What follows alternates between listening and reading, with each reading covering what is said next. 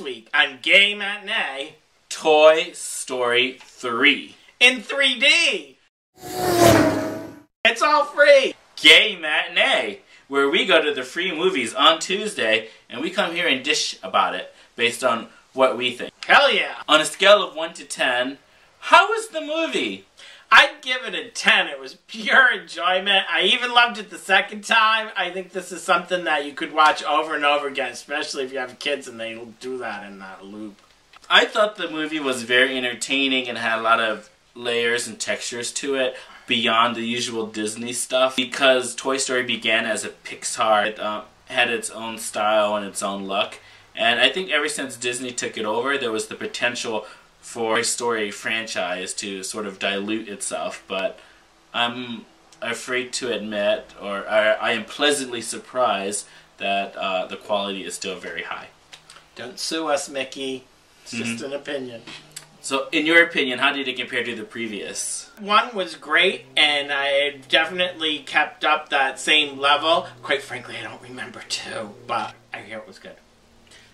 I own 2, but it's on VHS, and I think it's somewhere in the closet. But that's okay. 1 was actually one of my favorite films of all time. I used to watch it all the time in college when we were... Right.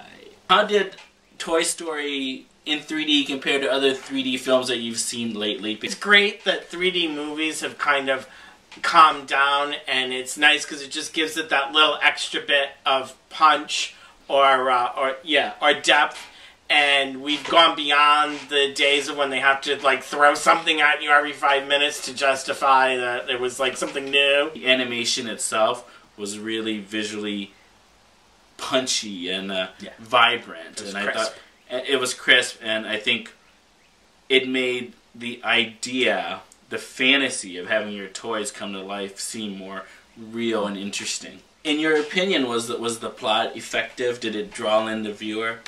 Kids can really relate to that whole idea of abandonment and what happens next and what the future holds, and the whole different kind of take on daycare's prison I thought was funny, and the plot really skipped along and kept you entertained. Yeah, the last thing I want to do as a toy is to be left with, you know, drooling kids that want to chew on me and dip me in paint. So I thought it had a very active and toddlers interesting... protesting the depiction in the movie. Oh, well, they're probably crying and drooling over it. Was there a worse moment in the film, or was there something about it that you did not like? I, believe it or not, found the best moments to be during In the Daycare, and the slightly more boring moments to be with Andy. Really? I thought the scenes with Andy were very poignant, and they really brought a lot of intertextuality here. The backstory of Andy and the flashbacks, it helped bring a certain level of familiarity with the character, and also gives you a sense of nostalgia.